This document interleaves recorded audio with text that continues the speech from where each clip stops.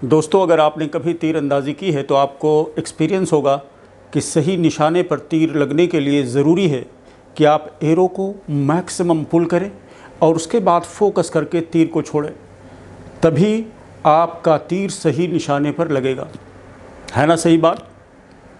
ठीक इसी तरीके से अगर ज़िंदगी में आपको सेटबैक का एक्सपीरियंस हो, आपको लगे कि ज़िंदगी ने आपको पीछे की तरफ ढकेल दिया है, तो आप यकीन जानिए ज़िंदगी आपसे कह रही है कि गेट अप और बड़े मकसद के लिए तैयार हो जाओ।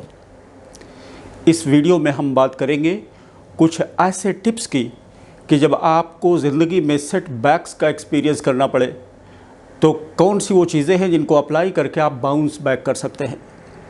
सबसे पहली चीज़ है कि डोंट टेक फेलियर पर्सनली।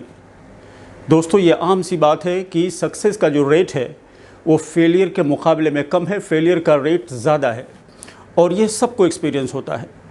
जो जितना ही ज़्यादा कामयाब होता है उसको उतने ही ज़्यादा फेलियर का सामना करना पड़ता है। लिहाजा इस आम बात को जहन में रखते हुए कि फेलियर का सामना सबको करना पड़ता है, आपको जब फेलियर का सामना करना पड़े तो आप उसको पर्सनली हरगिज़ नहीं लें। Number 2, surround your self with people who encourage you. कि अपने आप को उन लोगों के इर्द गिर्द रखें जो आपको इनकरेज करते हैं। दोस्तों, इंसान एक सोशल एनिमल है, उसको परिवार की ज़रूरत होती है, दोस्तों की ज़रूरत होती है, समाज की ज़रूरत होती है। लिहाजा जब वो ज़िंदगी में फेलियर का सामना करना पड़ता है तो उसको इमोशनल हेल्प की ज़रूरत होती है, उसको हिम्मत अफजाई की ज़रूरत होती है। लिहाजा ऐसे लोग जो आपका दिल तोड़ें, आप उनसे लाजमी तौर पर ऐसे सिचुएशन में दूरी बनाए रखें और ऐसे लोगों के साथ अपने आप को जोड़ें जो आपकी हिम्मत अफजाई करते हैं। Number 3, accept responsibility. यानी जिस वजह से भी फेलियर आई है, आप अपने आप को 100% रिस्पॉन्सिबल समझें। अगर आप दूसरे को ब्लेम करेंगे तो आप यकीन जानिए कि आप अपनी ज़िम्मेदारी दूसरे के कंधों पर डालेंगे, यानी कि अपना बंदूक आप दूसरे के कंधों पर रखकर चलाना चाहते हैं। मैंने ज़िंदगी में किसी भी ऐसे शख्स को कामयाब नहीं देखा जो रिस्पॉन्सिबिलिटी एक्सेप्ट ना करे और दूसरों को ब्लेम करे, अपनी नाकामी की ज़िम्मेदारी दूसरों के ऊपर डाले। Number 4, learn from mistakes.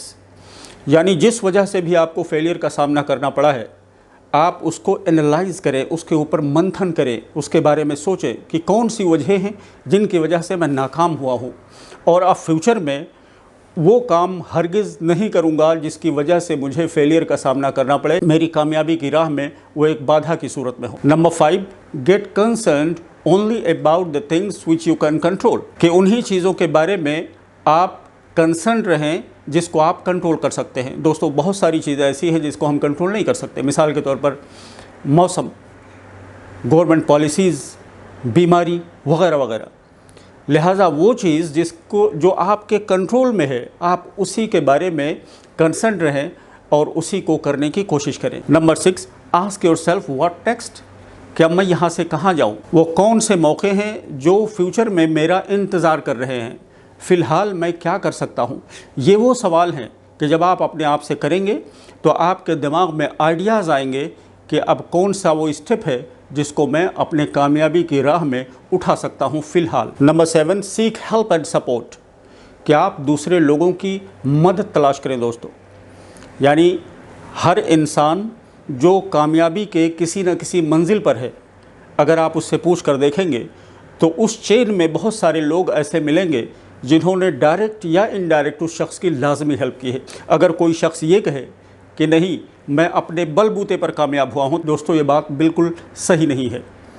क्योंकि अगर आप डीप डाउन उसको खंगालेंगे तो पाएंगे कि बहुत सारे लोग उस राह में शामिल हैं जिन्होंने डायरेक्ट या इनडायरेक्ट उस शख्स की हेल्प की है। I hope this is helpful. Thank you for watching.